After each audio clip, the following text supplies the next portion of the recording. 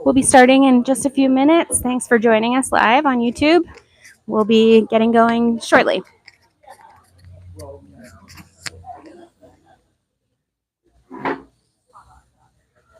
Where do you go? Is this good? Awesome.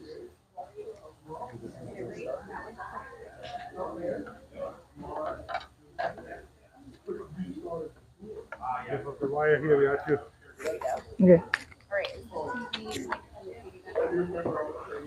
Behind you real quick.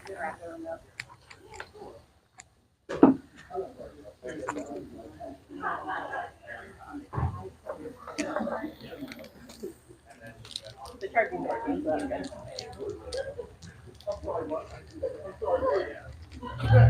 your mic is on, but it's too much. I just turned it live. So we're live. Oh. Settle down. Chef Earl's been viewed from two different angles, so I think we have him covered. Huh. Your coverage will be behind you, so.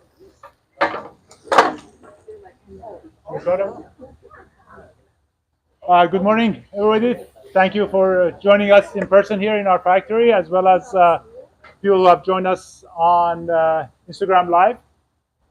So we have a special treat today, but let me take care of a couple of logistics first. I'm Ron Kormai, CEO and founder of STEELPORT, and here I'm joined with several of my colleagues at STEELPORT. I think we are all wearing our T-shirt around, so if you have any questions or need any help, please let one of us know. You're standing in the factory. We make our actual STEELPORT knives here. More than happy afterwards. If you haven't got a tour, we're more than happy to show you the tour and give you an overview of our knives, cutting boards, and accessories. It's kind of fun to be here. This is today is a part of an ongoing series that we have on a monthly basis. We started that over a year ago. At the end of every month, we invite one of our chefs to come here and do a chef demo day. This is the last Saturday every month from 11 to 12. In Portland, we are really blessed. We have amazing chefs, multiple James Beard award winners, great restaurants. We kind of feel sometimes I feel really spoiled, but all of these great chefs are busy. They're great chefs for a reason, type thing. So if you get a chance to go to restaurants, they love it. They welcome you, but none of them have the time to sit down and spend an hour talking to you. So this is kind of a mutual benefit for getting the chefs here 1 hour of their time, and this opportunity for asking questions, getting engaged, getting the products and their beliefs and going forward. So that's kind of the ongoing series we have. If you haven't signed up for our newsletter, please do. That gives you an idea of what's coming up, type thing. And let me see if I cover all the logistics. The other logistic is that special day. We have our chef Earl Ninsom here, one of the more prolific chefs that we are blessed in Portland with seven restaurants right now going. Type that I know of, yes. Yeah. If you feel tired, there is a reason for that, type thing. So today, for any purchase of knives, we are also giving $50 gift certificate to the one of the restaurants where you do enjoy that great products that you see going today. And I'm looking at Emma. Did we cover all the logistics? All right.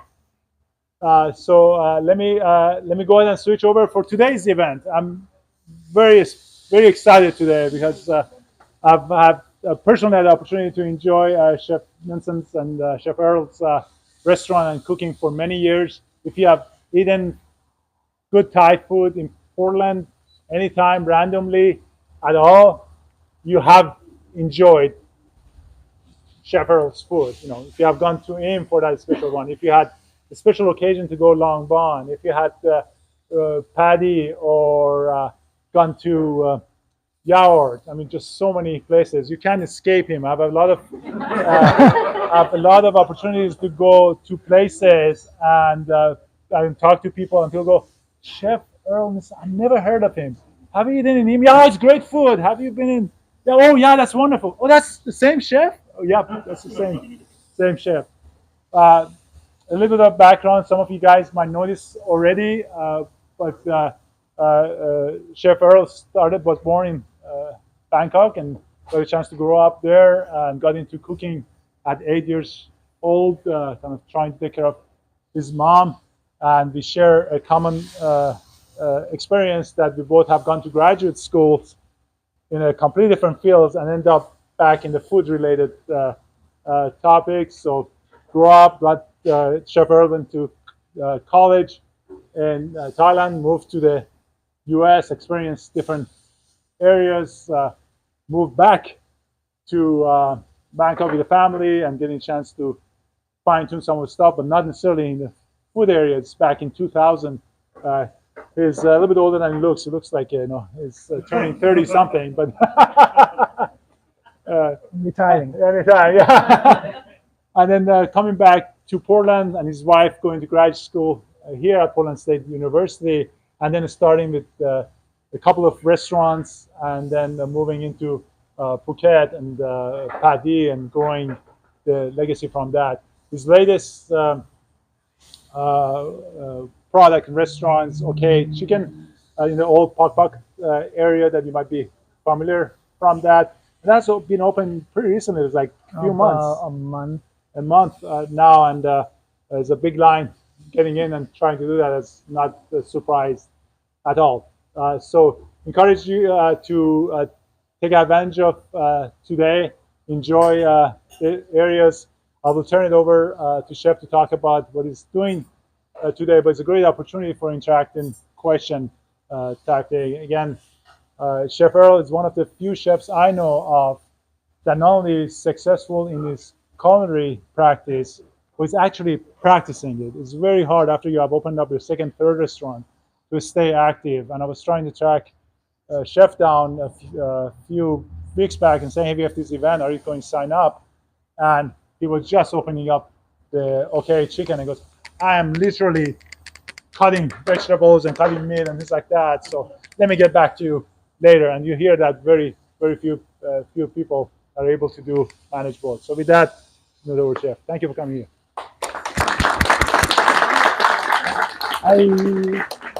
Thank you for having me. You made me feel like I have a future in this field. And then I'm here with also Julian, who is our culinary director. He's cooking steak for us today. So if the meat's overcooked, don't complain me. So why am I here? So they asked me to do a demo for the knife that's they've been producing here in STEELPORT. I purchased the first knife probably 2 years ago. I've been a customer of Ethan, who is a partner at this STEELPORT company. I've been buying knife from the knife shop since they opened, and I have been collecting so many knives. Part of it is because I don't have time to sharpen my knife, so every time it gets due, I'm just like, okay, this is cool. Getting a new one, and then eventually I bought another chef friend here to buy a knife from STEELPORT, probably 3 years ago, and he is the one who actually a real chef guide, and he have been using that at his kitchen until now. After I visit his house, and I like starting to get use more of that knife, and I sort of like know when you sort of get a grip of it, you know the weight, and then you know it's stay sharp for so long compared to most knives in the market. It made me feel like it's worth an investment to try one.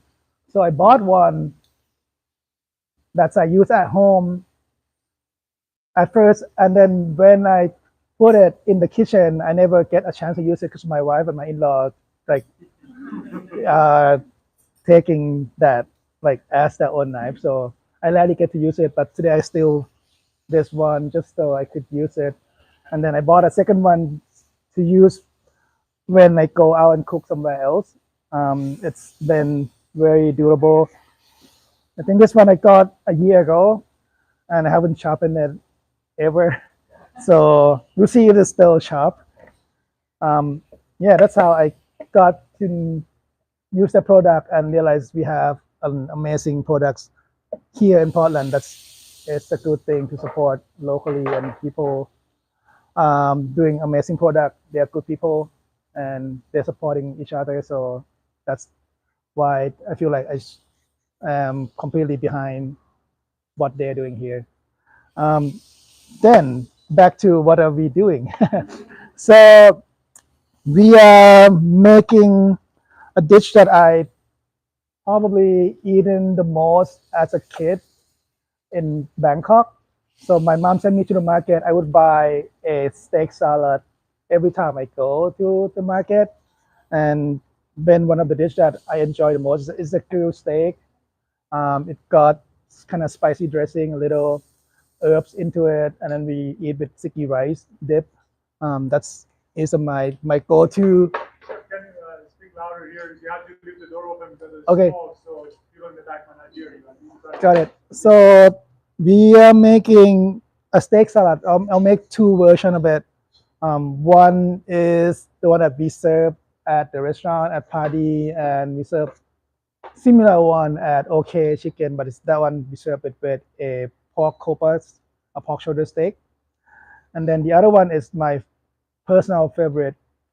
Is called Nam Tok, which is mean waterfall in Thai in English. It's like when you see like sort of smell and you taste it, it sort of make your water drooling. That's how it get the name. Yeah. So yeah, I don't have a loud voice or good voice, so if you don't mind, you can come move closer to me. So Julian is grilling chicken, no chicken, steak that we salted ahead of time. You probably saw at least so the good rule of thumb when you cooking steak at home, aside bringing it to temp, you could salt it at least 30, 40 minutes ahead of time. Because when you salt it, you see that the liquid come out and stay on the surface of the steak. And once it's set, after 20 to 30 minutes, it starts pulling back into it. So your steak will get seasoned properly, it doesn't get dry. If you cook a steak right after you salt it, then your steak has a little higher chance of getting dry. And then the technique that he used is the technique that's been proven as like a better way to cook steak at home or anywhere is you would want it to flip it every 30 seconds to a minute, just so it get cooked evenly. And then so what he's doing now is he flip it every minute because of the pan and the induction that we are using. So it's the heat is not consistent or harder to control. But basically, when you sear and then you flip both sides, like the side that's hot get cooked, and then the side that you flip also slowly cooking. It doesn't. It will become more even cooked on both sides. And when you let it like rest, you will see that you got a pretty even cooking edge, and then the heat slowly cook throughout the steak. That's been a technique that we sort of learn and proven it's worked a lot better. You probably cook a couple of minutes faster at home or anywhere when you do that technique. Depends. The steak has to be a little smaller, not like a thicker. If it's bigger than 2 inch, you would rather do a reverse sear, which is like slow cook in the oven and finish on the grill or something like that. But this is how or what we would do at the restaurant. And then I made a grace. So at the restaurant we do a couple way of marinade. We would marinade is about 4% of the protein weight, like with whatever seasoning you wanted to cook it, like fish sauce, oyster sauce. Sometimes we do Thai chili instead of black pepper, like a classic American style. Sometimes we add sugars into it just to caramelize the surface faster, get some more flavors. But today we would grace the steak with a equal part of fish sauce, sugars. I use palm sugar today because that's why I see it at my house, and water. So like the classic grace, you just do 2 part or 1 part fish sauce, 1 part sugars, 1 part water. Let it sort of like combine. Or if you want to reheat it, make it thicker, that maybe more intense flavors. That's be good for duck or something like that. When it's thicker, it get more stronger flavors. You grace it, you get more flavors to it. Steak, we don't need to necessarily reduce the grace because it's already got salt, it got flavors, and then for this we make a salad, so it got dressing onto it as well. So otherwise, it'd be too much flavors going on. So that's the steak marinade and what we will do with that one. Then next one, let's see. With that steak, okay. Let's the component with that one is classically yellow onions, scallion, and lemongrass. Oops.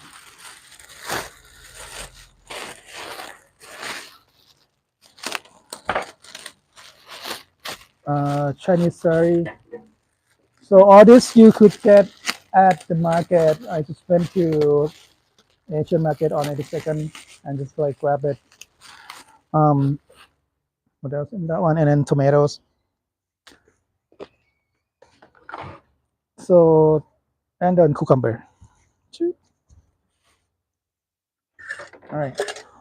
So that's what's go into with the steak as the dish that we are making for the first one. This yellow onion, there is a couple ways that you wanted to cut. Like if you cut like an onion ring style, in general, it's get more a stronger flavor because of, you see that's like when you cut it into in there, you see how many sort of a cell on that side. The flavor is going to be more pungent, stronger. That's what causes your eye watery as well.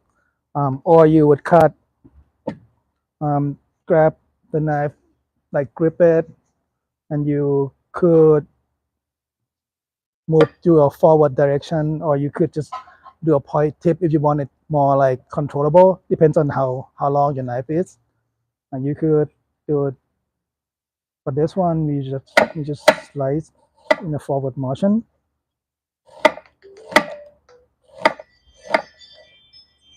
Like that one. This is what we generally do for this steak salad.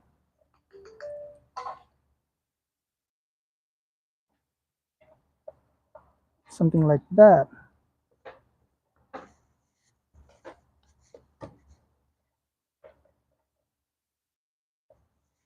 Chef, you use yellow onion primarily for this reason, or why, or how do you So it's kind of mild, crunchy. So salad, as a Thai people, we don't we eat kind of like different than a classic American leafy salad. So this become a dish that we actually eat with rice as a meal. So this become like a vegetable that you eat with that. You would see like most of the time a salad, Thai salad will have a lot more dressing on the plate. That's intentional. That's because we would use that as a sauce to dip sticky rice, or you pour the sauce to add to eat with your rice, so it's get more like flavors, and then you'll be able to enjoy it more. Let's see. Hi.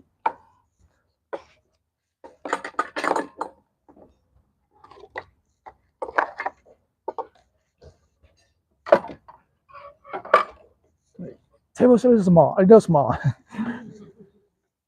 Okay.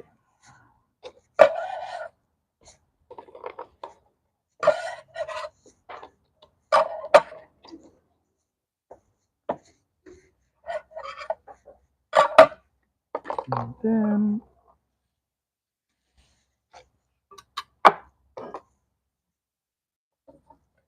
the next one. Cut on that hard of a surface? Well, I forgot that it's easier to cut on the others. I mean, for onion, it's better to cut on this kind of like plastic surface because it doesn't the aroma doesn't stick compared to the wooden one. Yeah. Yeah. And then what is it? So it's actually composite recycled paper. So it's non-porous. As Chef mentioned, this is the side that you do your onion, garlic, raw fish, stuff that you don't want to absorb in the wood. The other side is the traditional bread surface, which is the end grain cutting board that you see the chef using. That's the side that you cut the bread, vegetables, things like that. You want the soft surface, so you don't actually worry about the absorption of the smell. And then so you got Chinese curry. Easy rule of thumb is bite size. Depends. You can cut it large or small as long as you can fit it in your like mouth easily. So,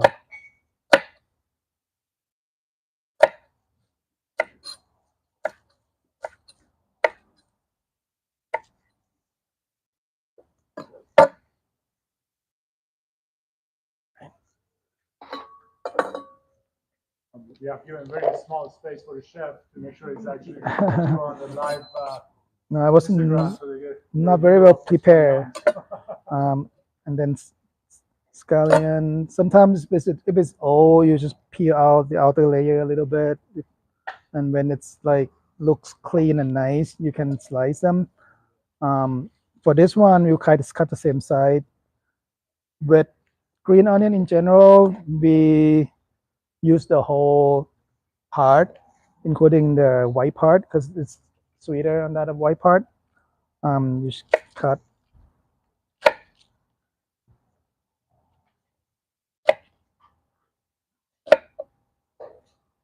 If it's too big, you can just separate it.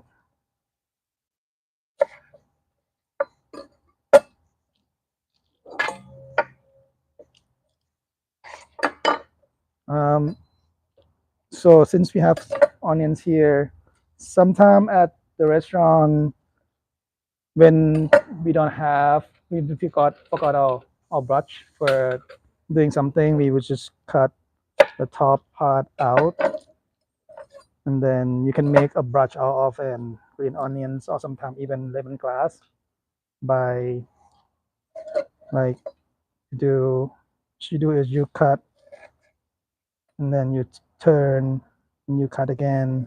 And Chef, your preferred the preferred way of cutting is it straight up and down, or you do it? It's depends. So it's depend. So right now, because I'm kind of like want a specific like angle, so I'm trying to like control it really well, grip it. Like this one, I'll cut it like down, just so it's like exactly what I wanted. Maybe it's a longer knife, you would do this, and then you do. And that's why you're using the 6-inch with more curvature. It's just because of the compact like space. It's kind of like feel compact to control and easy to like. So you can cut as much as you want and become sort of like a brush to use when you grate something. That's a kitchen trick that we would do. Like lemongrass, you can do the same thing. It's get a lot more flavors.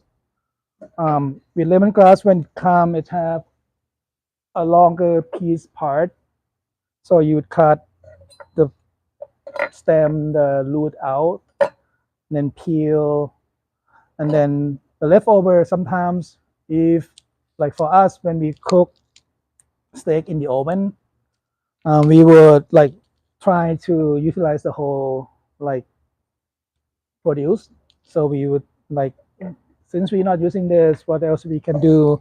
So when we roast the steak in a broiler in the oven, we would just like put this side under, so it gets kind of like burnt smoky. It gets sort of nice aroma to the steak.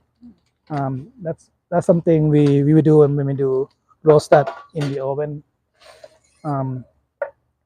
So with lemongrass, this is something that's sometimes harder to cut because it's so fibrous. So you need to make sure that your knife is really sharp. And like if you're not comfortable cutting several of them at the same time, you will start slow. So there's a motion that you could do. Make sure you grip right. This is extension of your arm. Go straight.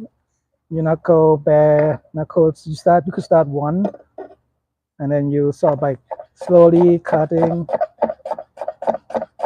So my knife's not super sharp because I haven't sharpened in so long. So you will sort of like do a forward motion, but sometimes people would do pull as well.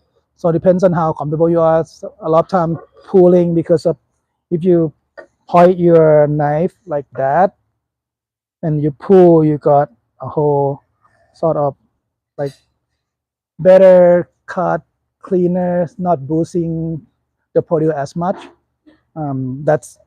That's what you could be doing. So like when you get more comfortable, you could do like a few of them at the same time. But if it's too big, cut the stem out, peel it a little, then you slice. This is something that's like, in terms of difficulty, it's one of the harder cut to do in the kitchen.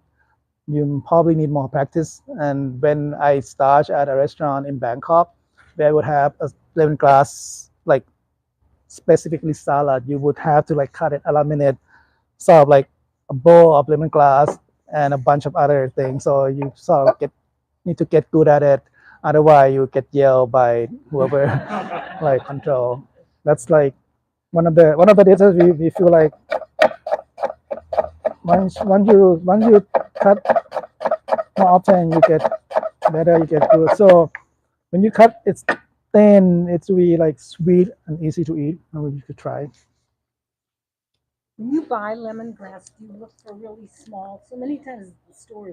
The small one would be easier to like do this process because sometimes when it's bigger, it means it's sort of older. It's more fibrous. So in general, small, or you could just peel it out until to the size that you want, and then maybe try to utilize the others like somehow. That would be like what we would do for lemongrass in this steak salad. Let's put it on this side. You're welcome. And then cucumber. So cucumber. I grab Persian one. So there's sometimes we use English. Most of the time we use English cucumber. This is I went to OK and I just saw what you have in the cooler and just grabbed it from them. So this is a salad. There's so many ways to cut cucumber. If you have the one that has more seed, you would want to cut it and maybe sort of de-seed it.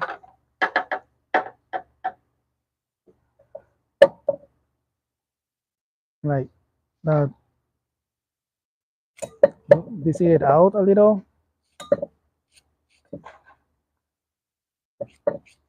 Because most of the time the American one, the seed are a lot more watery, so it's kind of like interrupt the flavors of what you're going for. That's what we would do. But this cucumber is a snack cucumber, so you could use a lot more part of it. Then you could cut into quarter, and depends. It could be like that side, or it could be like if you want it to look like a little nicer, you cut into like pointy, sharper looking angle, something like that. You do anything with the seeds that you keep outside? Is there anything you use for that? Generally, not much. We depends on the restaurant. So if we trying to utilize the whole thing, we could save it, juice it, compress that back to the cucumber. If because the restaurant has a vacuum machine, so what we do is we put cucumber in the bag or in a container, whatever, add some juice, compress it, so it get a more stronger, denser cucumber, more fun. That's how many sort of fine dining does the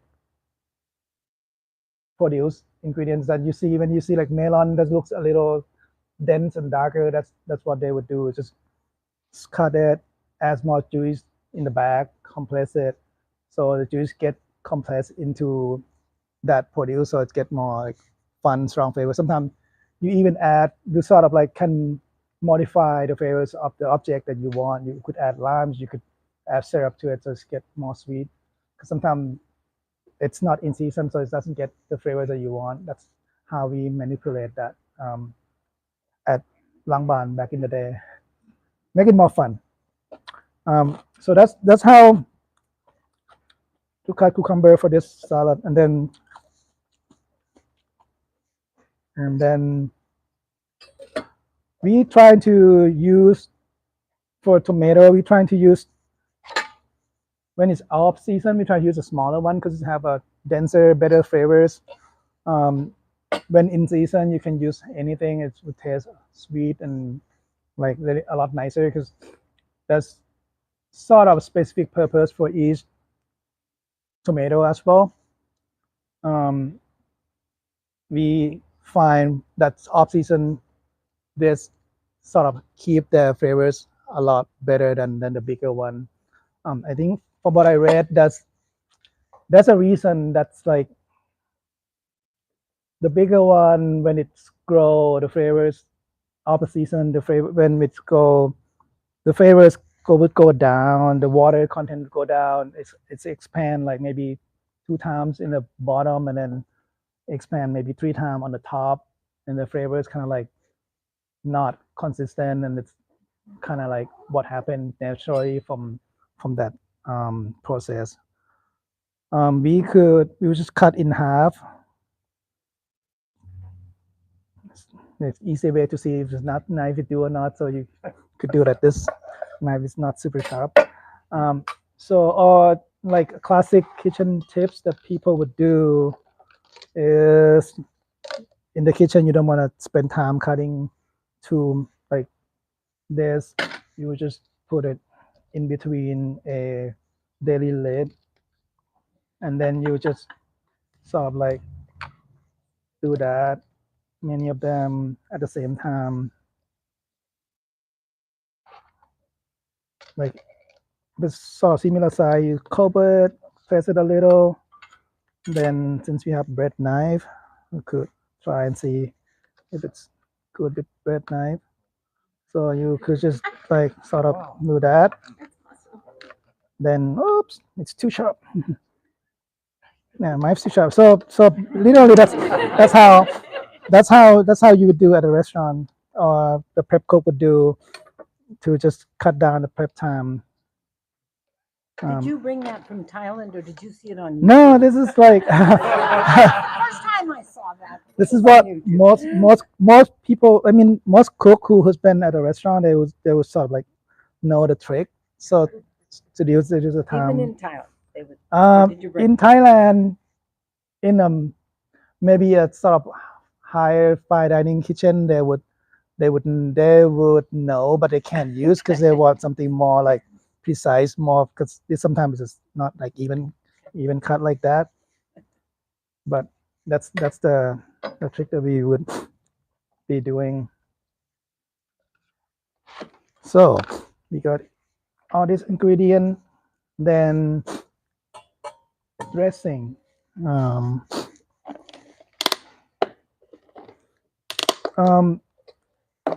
Let's see. You have lime, chef. Yeah, no, sorry. Oh, I'm sorry.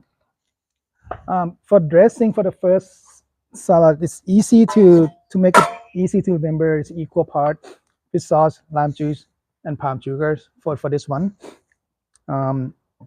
and then it can be adjusted according to your palate. If you like less sweetness, you don't need to have as much as sugars in there. But because it's kind of like mixed with chili and garlic, so the sweetness kind of balance that spice.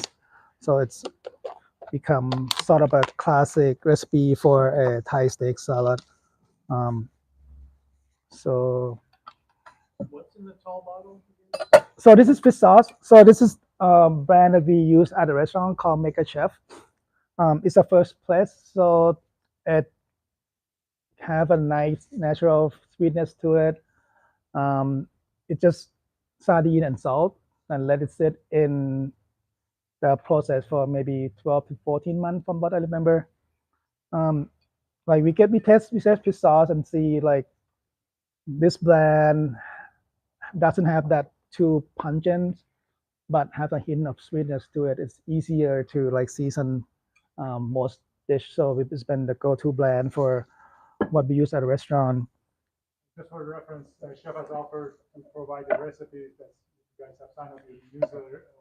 Yeah, I'll write the recipe, but it's like the thing that we are doing today. It's super easy. It's all equal part, like equal part lime juice, fish sauce, and palm sugars. Equal part fish sauce, water, sugars for the grace. Then it's like you don't have to remember too much for this recipe. So.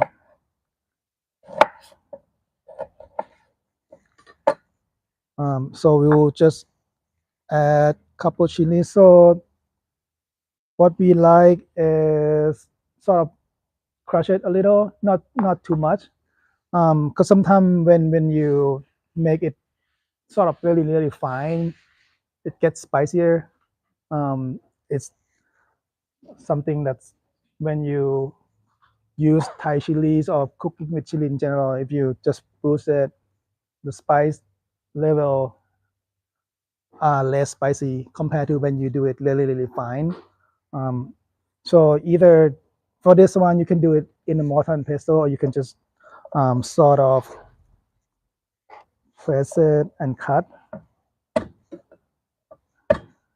Now you understand why we have the non-porous side. Yeah, so I know you guys cutting more like mine, old one. That would smell like garlic for the next 6 months. so you just press that this one as well. So you maybe cut a little in half and just press it, smash it like that.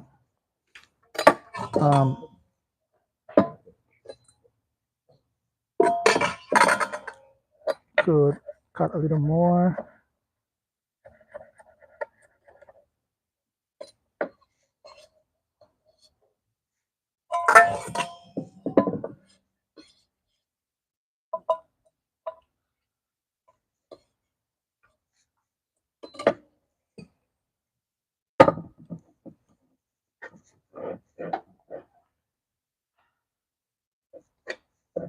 So I'll just do one fish sauce.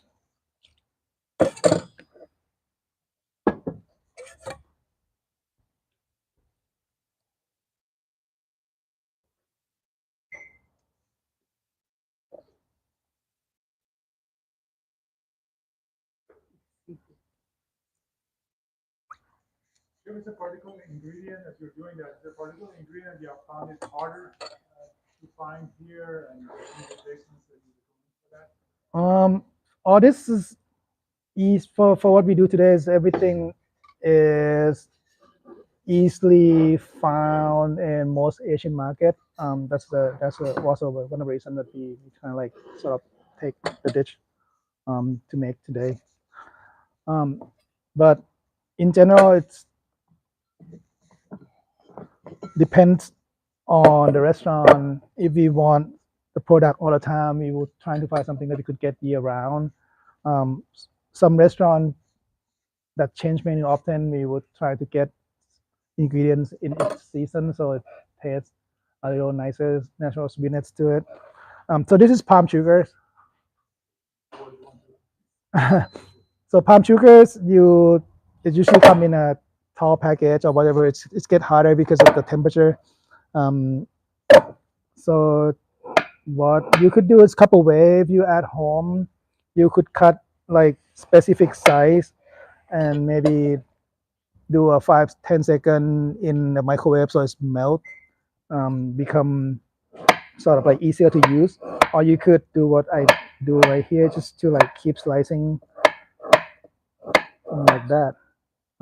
Then you get this nice, easier to combine.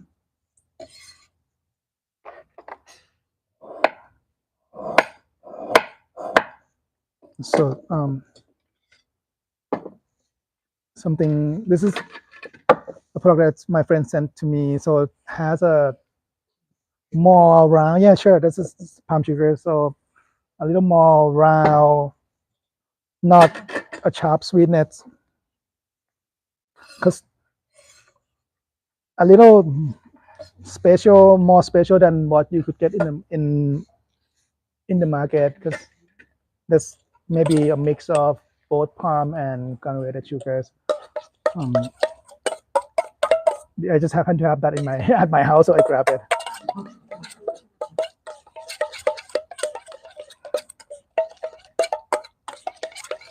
Maybe the nicer palm sugar is a little harder to find.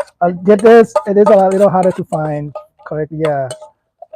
Like once you spend time at a farm or a nicer kitchen in Thailand, you sort of understand the produce, understand the product a little better than all the stuff that they use, kind of like the better qualities compared to what we would get in general. But it's, unless you really pay attention to what it is, it's slightly different than what you could get here.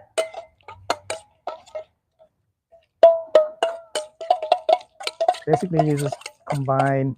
I should have put the chili and garlic last because it's a little taking longer to combine them.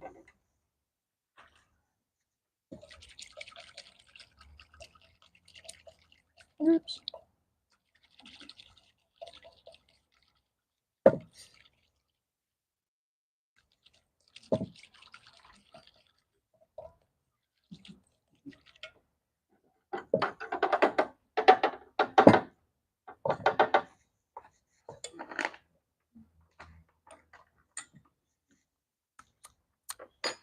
All right, not too bad. Okay, so you got dressing, then steak, chef. Very good. You're doing a little quick blast. You already budget, maybe, yeah. Yeah, I already did, but I'll do it again.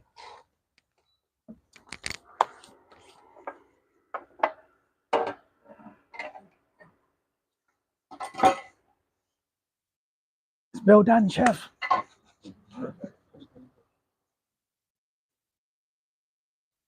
You can do this one. Yeah.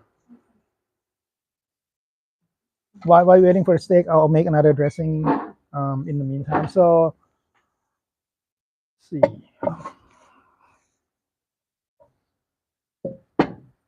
Another dressing is, this is that, something similar. So equal part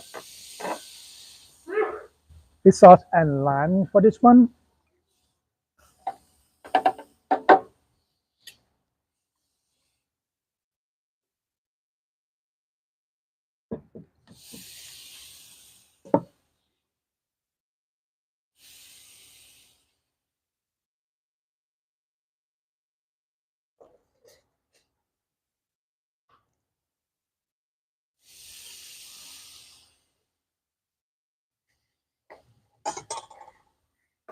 And then we get a Thai chilies.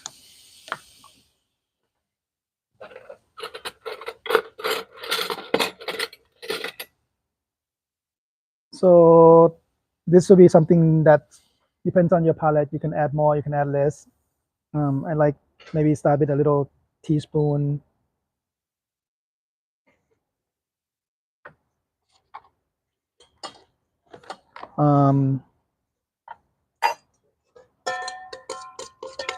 Usually with this salad, they will add a little like beef stock into it, or whatever juice you have left from the steak, to sort of like enhance another layers to the dressing. Or you could also add, this is garlic oil. Yeah. Garlic oil. Basically, you just slice garlic, fire at low temp until it look almost golden. Then you take the garlic out, you get this kind of like nice aroma oil to it. So you add maybe a teaspoon to the dressing. So it become like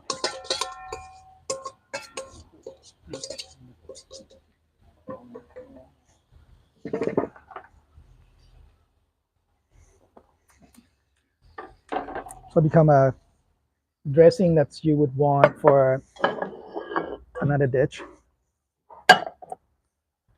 Then okay, steak's ready. And which oil do you put on the salad? This one. So I start with whatever oil I have in the kitchen. Today, I think my wife boss that she been eating healthy, so she use avocado oil. So make sure it's a higher heat, higher smoke point. Otherwise, you would burn the oil if you use like a regular one. Then yeah, steep with chopped garlic. Make sure you don't do high temp because it burns easily. Then once it starts turning, take it out, let it go like crispy. You can use that as a garnish to the dish as well. And then you get the oil that you can like pour on steak. That's another nice like oil to use besides the olive oil that you would classically use at home. Okay, steak's ready.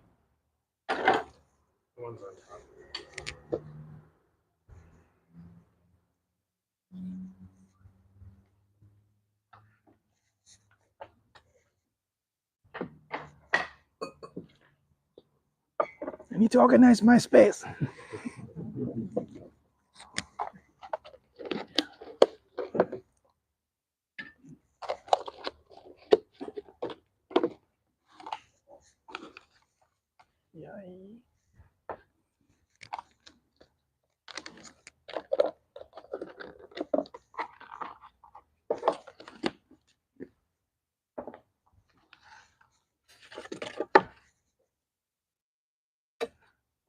Let's see. Not very sharp. The conscious decisions you make, chef, on each knife you use. So yeah, slicing knife, and also it's sharper than what I have today. So it's still a little like rare in the middle, which is fine. Once it get a dressing that has some acid to it, it start cooking more. Let's see.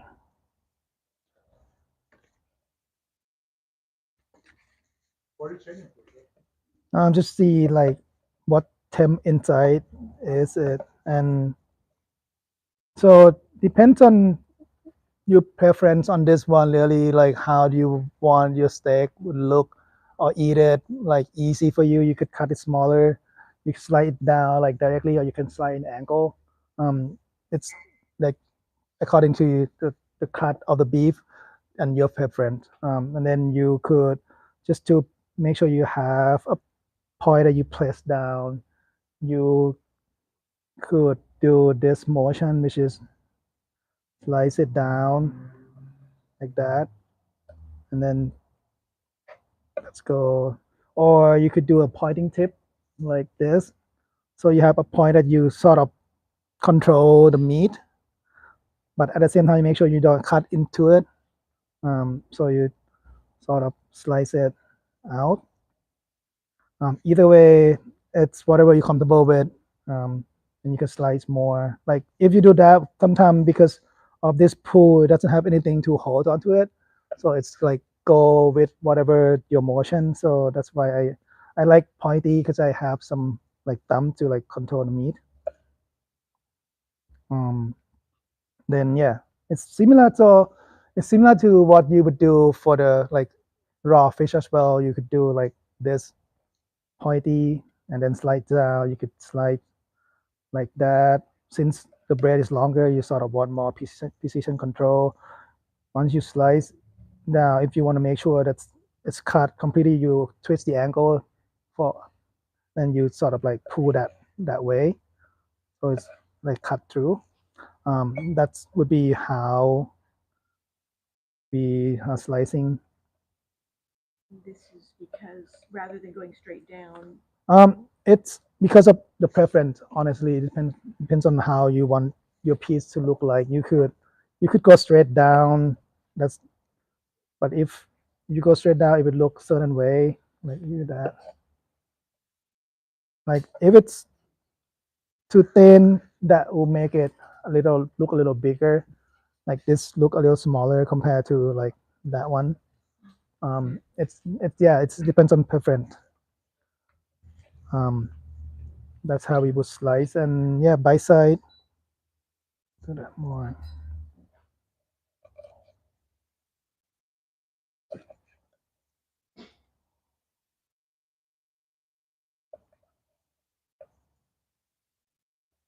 Oh, I forgot. So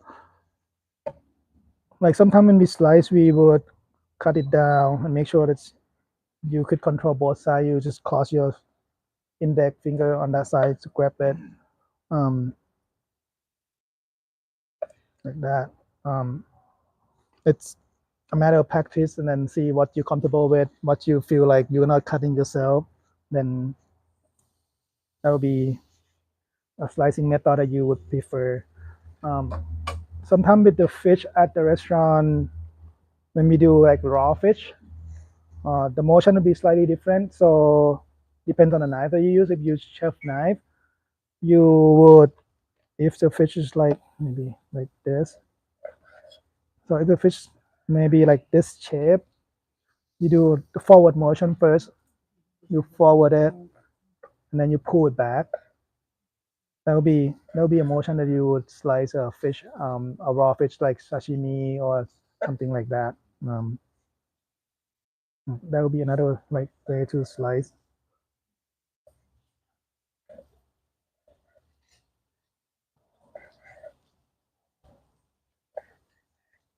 So like that'll be a cleaner cut instead of like slicing like that. You sort of have a wavery on your meat. So you pull down, pull back. It looks more even, more precise.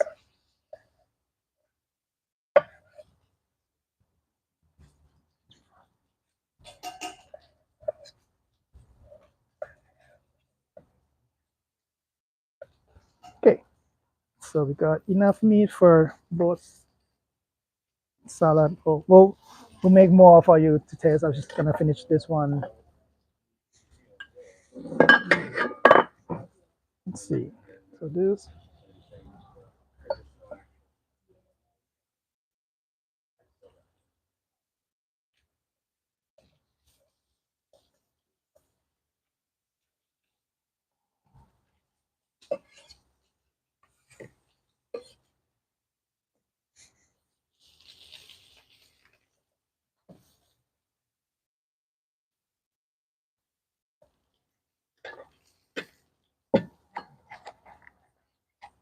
So steak salad got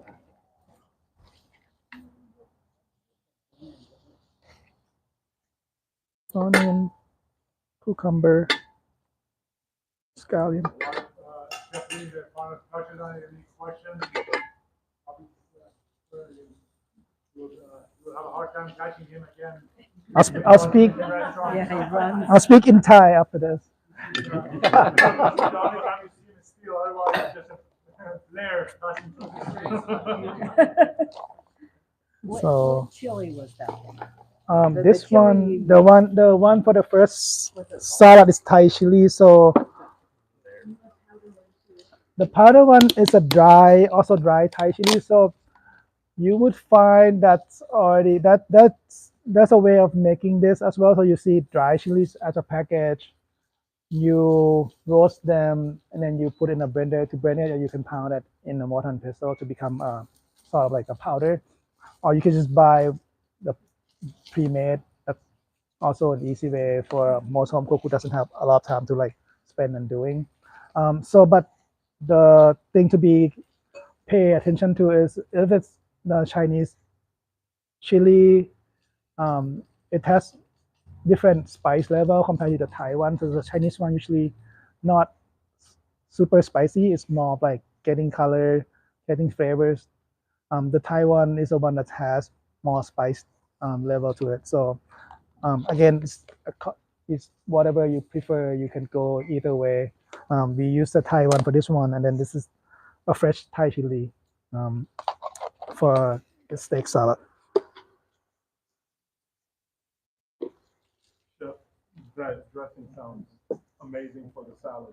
Can you make a larger batch of it and keep it in the fridge to use as a Yeah, marinade, or anything like for the dressing, you can if you don't have a lot of time. But one thing to pay attention to is lamb's flavors sort of change throughout the time. So the freshness kind of go away. You probably wanted to taste it again. What it's like when you see juice separated, all that freshness sort of like gone. At the restaurant, sometimes we go through it so quickly, we would make a batch of it and trying to use it like a day off, so it stay closer to what we want. But this it's like so easy to make too. You could just like it's equal part of everything. You can whip it really really quick. Then you can just make it like on the spot to impress your friend or guest when you cook at home easily. Like, yeah, this is what I know. I know how to cook Thai food now. So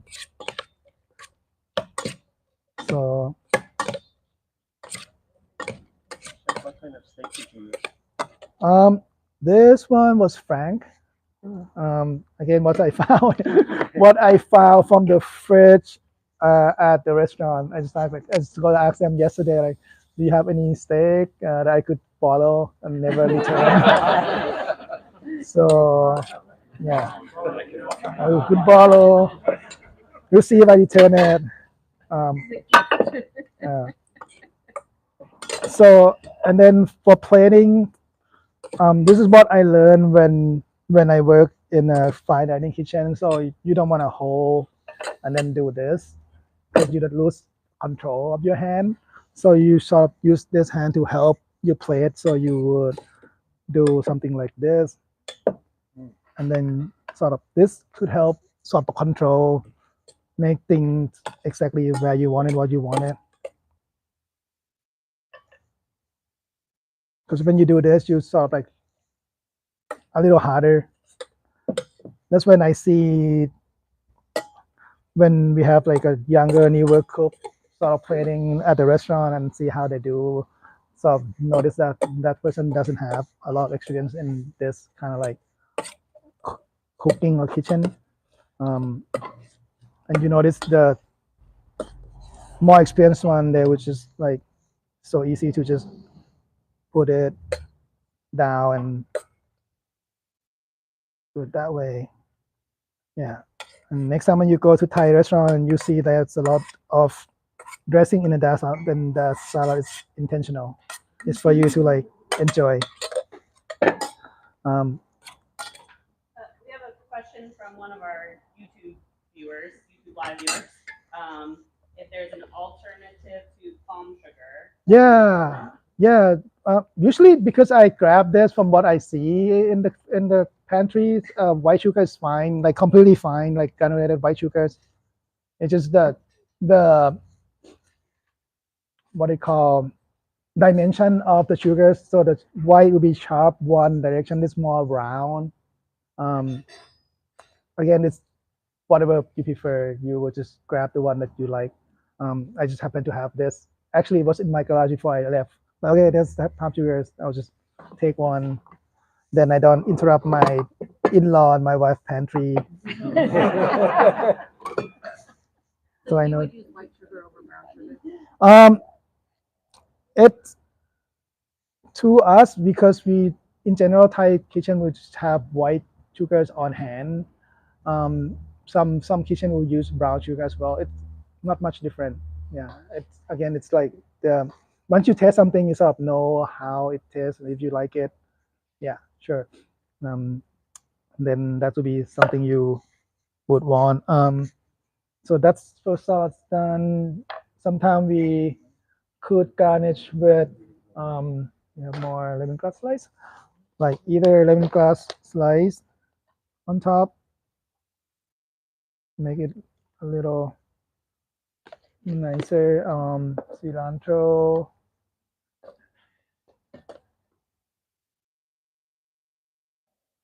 a little cilantro, make it pointy, make it yes. Which Thai market do you recommend in the Thai market, I go to Lily Market on Halsey every now and then. I think because of the generation sort of changing, they used to open 7 days. I think now like 5 days a week. And then I think our chef would go to Pacific Supermarket, which kind of unfortunate that they got fired and burned down. But we still orders a lot of stuff from them to the restaurant because they still do just like wholesale. There is a market called Thai Cam on Foster. If you would look for something sort of like um, harder to find, like holy basil, that's a lot of time you could see from that smaller market. It looked like a video store somehow when I look from the outside, but surprisingly they have stuff. So that's the first salad, and then we happen to have this kaffir lamb leaf on hand, so I'll just show you what you would do. So there's a stem in the middle. If you do curry, you just pull out the stem and just throw it in. Can you say that again? So makrut lamb, or I think we can say kaffir anymore. So it's called makrut lamb. Makrut lamb, yeah. So it's a kind of like a type of limes that have a little more rough skin. It's easier to find in California. Sometimes Providence Market has it. It has a distinct, like nice, unique smells to it, and the leaf is what gives curry or Thai dish a nice aroma to the dish. So you were for this one to garnish, like when we do at um, Langbaan, which is the more fine restaurant, we would cut it out of the stem, then stack it maybe like about 3 or 4, just so you could slice them, then fold it in half. Then that'll be like sort of the way you could slice them really fine, and you see like sort of look like an eye brown thinness. That's what we do like that. So like we cut it like that. Okay, my knife just kind of do so. Another online question, if there are other proteins you'd recommend. So we for this salad we does pork shoulder or pork copper at OK Chicken. It's also very flavorful one. But in general, I think this is versatile. You can do it with any protein that you want, like any chicken or yeah. It's versatile. It's like a universal dressing for some Thai salad for that one. And then for yes. If you were to use chicken, how would you marinate the chicken or season the chicken? Depends on the part. So you could brine them in. Depends on the weight. So we would brine them like in 3% salt, brine overnight so it stays juicy. You could marinate them in fish sauce, oyster sauce, a little sugars, depends. But the key is you need to know how you cook the chicken too. If it's grilled chicken, you would depends on the tool that you use. If you cook in the oven, you could do heavier sugar, so it's burn harder than the like direct surface. If you cook on a pan like that, it's better to just do only salt because it could burn easily, and you would graze it after. You could graze like what we do, or you could just find the graze that you like to graze it. We would marinate it with the classic. So this is the one that I got from the online market called Mekong, MEKONG. It's in Seattle.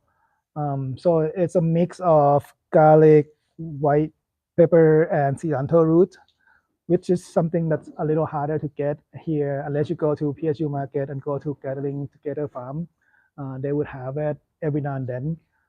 Because the way we harvest cilantro here, it was easier to just cut and let it grow back. In Thailand, we was like harvest all, and then that's a really like fragrant, flavorful flavors.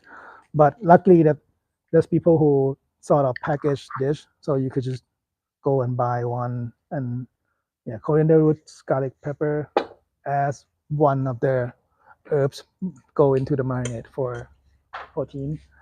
Back to chicken. So once you get that marinade, it's just a little knowledge as for younger cooks to cook it properly, cook it right. Once you try to put off the marinade, you dry it, so the skin kind of like get crispy easily when you cook them. And the key is you would start them at a higher temperature, either on the grill or in the oven first for the first 10-15 minutes, like 450, whatever. Then you would transfer it to a lower heat side, sort of slowly cook it through. You could keep flipping just to make sure dust is not burned. That would be sort of a proper way to cook it. Sometimes, because last week is what I noticed when we have a newer cook and they start on the grill section and they sort of like telling us they learned this technique from other restaurants. And then half an hour later I came back and it's like they burned the shit out and I'm like, what is this? So I'm like, this is Thai restaurant. We don't eat that burnt dark chicken skin. I don't know if you like that, but maybe that might not be the. Oh, I forgot to put tomatoes in that one. So yeah. I'm going to step in before I start hearing from all the restaurants saying, "Where's our chef? Where's our chef?" like that. So and also give a chance to chef to do the final plating and kind of getting the stuff organized. There's been a lot of information dumped into it. The thing I really appreciate is if you guys are familiar about knowledge base, you start from kind of a hierarchy of not knowing. Then you start knowing what you don't know, and then you get the highest level is you don't know what you know. And I think Chef Earl, that I'm noticing that the way he was using the knives, choosing the knives, going back and forth naturally type thing, that takes a lot of people like, okay, do I want a longer slicer knife because I'm trying to slice type through versus shorter round one because I'm trying to worry about the kind of the space that I have and everything else. So. I'm just going to let the chef, and also chef is joined by another great member of his team, Julian, which is in the back quietly working and getting his stuff ready. So Julian is on his own as a great chef and has worked in Europe and in New York. Yeah, so he spent time at 2 Michelin star kitchen, 1 Michelin star kitchen out in Europe and also New York. So he ran a group of restaurants for April Bloomfield, who is one of the famous chef out there on that side. So I think Peter Cho is another one before him took that job, and then Julian is one after Peter who sort of like helped them with that. And then he moved here and start with that at Eam as a prep cook in 2019. And then he sort of helped us open Lazy Susan, which is now switched to Yaowarat. And become a culinary director for us during the pandemic, and now he does that plus run Hat Yai Kitchen, both location.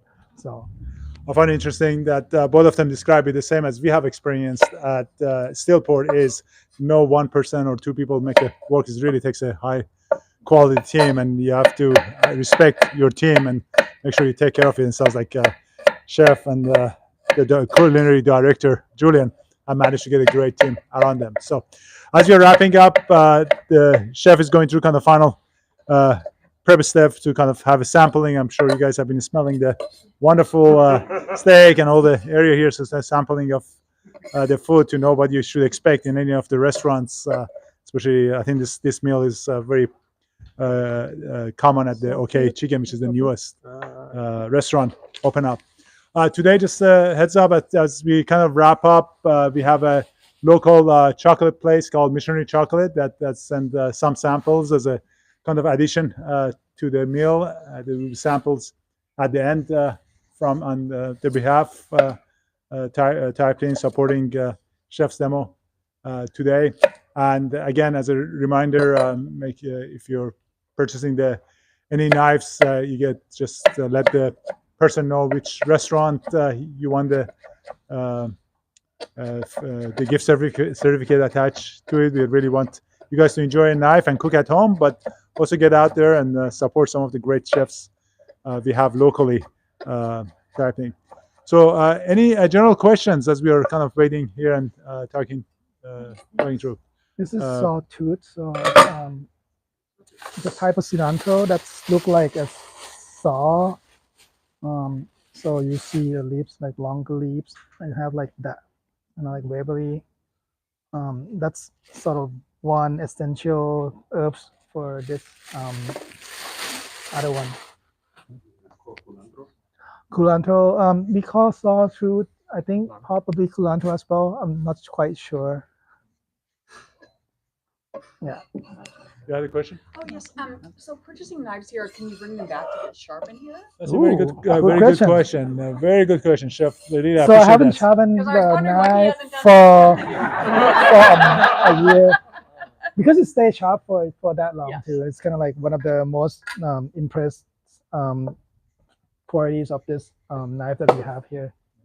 So there's there's a two answers to that question. One is that it's a 65 Rockwell hardness, which is the hardest steel in the industry. So it takes about 3 times longer than any other average knife before it needs sharpening.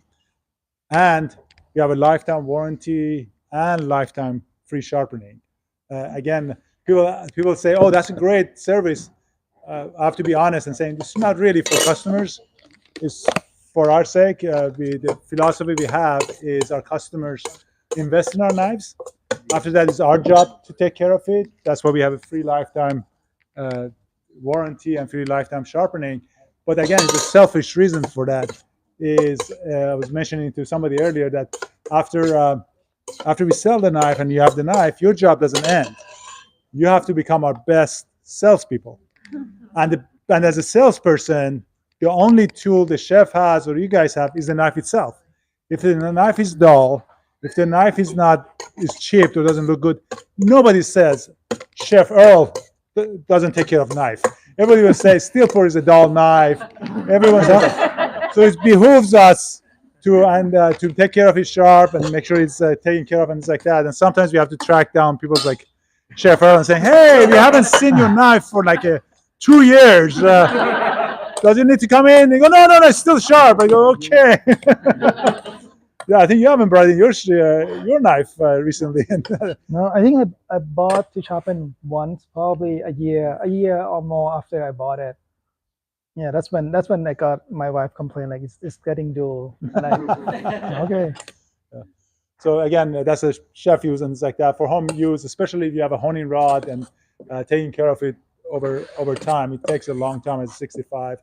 Again, we have a free lifetime sharpening, but we don't like to sharpen the knives because every time we sharpen, it takes a little bit of steel off. And if you understand, we're making an heirloom product. Nothing against any of our customers, but really our customers are not the primary user. We're expecting the next generation because this is supposed to be 20 years, 30 years, 40 years in operation. And in 40 years, if you bring in every 6 months to get sharpened, you start with a 8-inch chef knife, you may end up with a 4-inch paring knife after 20 years. So that's why we encourage, we have special things like honing rods that are designed to kind of keep your edge straight between sharpening, extend the sharpening for a longer time on that one. So, great question. That's probably the most common people, especially for our serrated knife, for our bread knife. That's a common question we get because most serrated knives you get are not, people don't want to sharpen those serrated ones like that. We serrate our own bread knife originally because we have a special pattern and spent a couple of years to develop it. Actually, the machine is in the back of the machine that we had to build from scratch to do that serration. For the bread knife is back there. So for us to sharpen this, it's as easy as putting it back down 2 minutes to get it back to the light level. But typically when people say, hey, how often do I need to sharpen my serrated bread knife?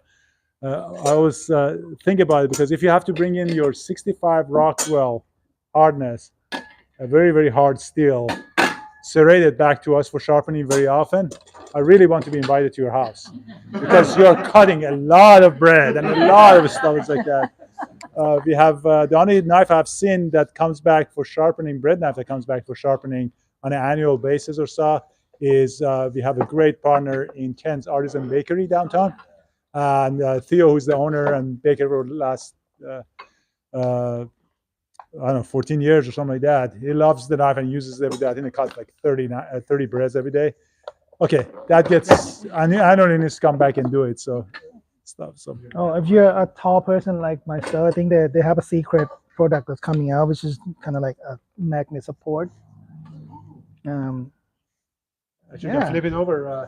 So use the other side now. Yeah, you can use the other side now because I usually put like towel under. I will flip this and like sort of like put it underneath because I don't want to bend so much. It's getting old, so that's a really nice like thing to have. So yeah, so it's magnet. Our cutting boards have a steel core. That's how we can keep the whole cutting board in half an inch. That's a patent pending cutting board, and it allows us to do other stuff with it. It's not just a simple two-sided cutting board and things like that. So, thanks, Jeff. Sorry. Yeah. I have a question on oiling. I wash my knives. I have from you guys. I put a little vegetable oil on it.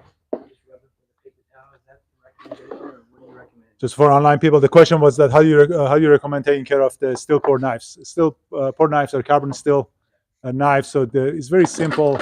Rinse and keep dry. Water is like a cast iron skillet. You don't want to leave the water on it overnight. But we recommend putting oil every so often on it, especially if you're storing. The main reason for that is one, water and oil don't mix. So by putting oil on it, you keep the water away. And you can use any oil for storage. If you use olive oil at home, things like that. In our care kit, we have camellia oil, camellia seed oil. The only difference between that is that camellia seed oil doesn't go rancid. It takes a long time to go rancid. So if you're storing, like with olive oil, after a while, you start getting rancid flavor, which is not a big problem at my home. I use the knife very often. But if you're storing going on a trip, you want something that doesn't go rancid. But that's all it takes. It's very simple. Just rinse and keep dry. The water is the key factor. There was another. Yeah, please. I got one. I can't quite tell from here, but is the honing rod, is that ceramic? This honing rod is a ceramic oval shape. Again, everything we do has to be some new addition to the. Not only has to look beautiful, but has to have something new. This is the only honing rod in the world that's ceramic, 12-inch, and it's actually oval. The reason for oval, typical is round steel or maybe round ceramic. The oval allows the maximum contact point when you're honing. Gotcha. And do you recommend, because of the hardness of knives, to use this versus your honing rod that you may have at home? Yeah, typical honing rod at homes are made of steel. We are at 65 Rockwell hardness, so it can be stuff. And ceramic is very hard, so it lasts forever, and we want to back it up type thing. I see my business partner behind, Eitan Zayas type thing, and he has spent 25 years making knives, sharpening knives, started as a busboy before he became a chef, so he knows in and out of this thing. So I don't know if you want to add anything to the honing rod question. Yeah, ceramic's better. Not only is so it has the finesse of a steel honing rod, but it's harder than any blade you're ever going to put on there.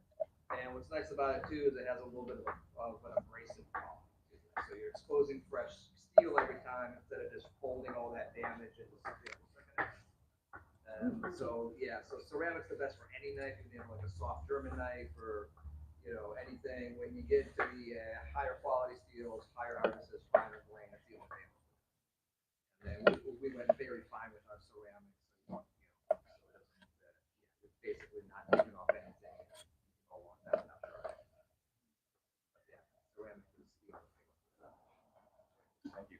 One of the flaws we have in a STEELPORT, if we can highlight on one flaw, is that we spend a lot of energy and time on every product. So this honing rod is one of the accessories type thing. So that's not only the only oval shaped ceramic one, is actually steel inside that connects, because you cannot, how do you attach an oval shape to a wooden type thing? So it's actually a steel core that allows it to last a bit longer and things like that, and still have the full ceramic type thing. So it ends up being a pretty well balanced type thing. So the steel goes from tip to the end of the. No, it just it goes from about here to here. The rest of it is, the whole thing is comes ceramic. You will never get to that steel. The ceramic is pretty solid type thing. And, things like if you're traveling, like you take like chef that takes in a roll and other stuff. You have sheets, and this is a standard sheet. Every knife's got the sheet that has a magnet in the back, so knife goes in there and stays there and it doesn't come out. And for people among you that are into making and creating and things like that, you appreciate that if you're trying to be local and we have the time and energy, how do we add something to the marketplace? So you made it through. Any other questions? You're not cutting myself. Oh, yeah. Oh, yeah. Is that typical? In general, yeah, because it's come pretty sharp in general. I would start with like sort of do that at the beginning to make sure it's like sharp. But we didn't, like all the knives, like qualities, it stays sharp really, really long. So like very sharp and then very doing that horn thing to me. And again, Ethan will be the one who sharpened the knife for us. And like I think once a year I'll drop off a couple tray of knife to his shop, and then the guy will say, "Okay, come back in maybe 2 to 3 weeks." Because this was like 30 knives at a time. Not because because I don't know how to sharpen knife. Sorry. Please.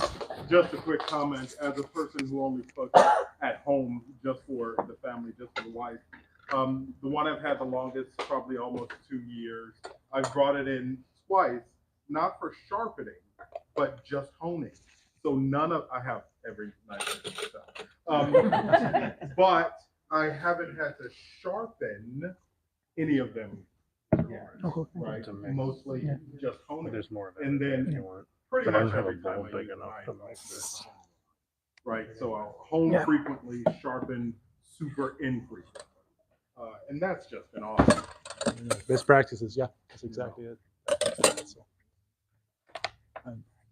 And the warning that comes with every one of our knives is if you buy one of our knives, you better have a space for the full family, because over the next 2 years, as some of our customers here can attest to, you buy one knife, you go, okay, I got a great knife.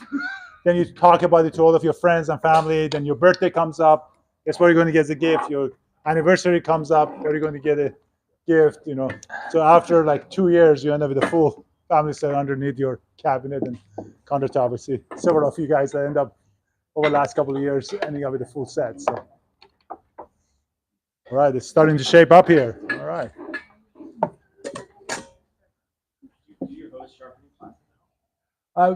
We do a sharpening demos type thing that actually Eitan leads. If you're part of the rotation, we just had one in January, so probably will be December or something like that, or wherever we hear enough people to say. Right now, as we look at the monthly demos, we have our next month, which is March 28th. We have chef coming, Carlo from Magna coming in. But the other one, if you guys are into bread at all, we have our second annual sourdough day happening on April 1st, April's Fool Day. It turns out to be the National Sourdough Day. It's kind of funny, as we have a bread knife that we're extremely proud of, and we consider the best bread knife in the world. So we felt upon ourselves to have a host a sourdough day. It's always fascinating to me when I go to bakeries and saying, we're talking about them coming to sourdough. They go, "You're right. There is a National Sourdough Day." Go, "Why do I need to tell you?" But we have a second one. We have about 12 bakeries coming out, and if you're into bread as I am, I'm a carboholic, and so is Eitan, my partner. We're both very much into bread type thing. So every bakery that you would imagine that as a high end in the Portland area will be, from Little T to Ken's Artisan Bakery and multiple other places. I'm not going to try to go to a list of 12.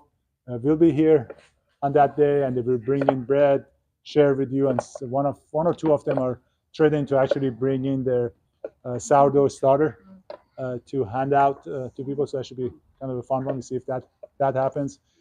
We have a new pizza place from Ken's Artisan Annex that we bring in and having pizza that day. So again, multiple reasons to experiment stuff in April 1st. How do you sign up? It's on two things. One is that you can get on the newsletter list as you have done, but when you get on the event page on our website, if you go to our STEELPORT Knife Co, STEELPORTKnife.com, there's the event portion, and then it has all of our events listed. You click on it on RSVP and come to that, and things like that. That's a fun one. That's a different structure than here. We clear up this whole area and the room back there because 12 bakeries take a lot more space type here. But if you're, I'm sure they have a gluten-free and everything else. But if you're trying to stay away from bread, that's not a good day to be here. I end up walking home with like 3 or 4 loaf of bread and have to freeze some and all this stuff. It's really hard. You taste the samples. They go, "This is the best one. Oh, next room is the best one." You can do like the Paris one that they have like a baguette competition like this past week. They have like 150 entry and that you test to. That's a great idea, Francis and Emma. That's setting up. That might be an interesting one to have a baker competition.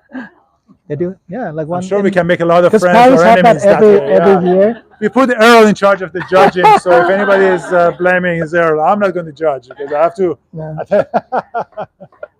Like that.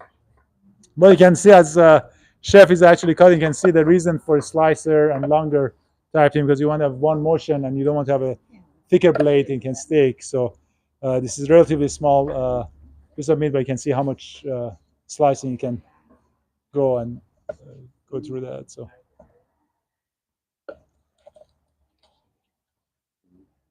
Other topics or?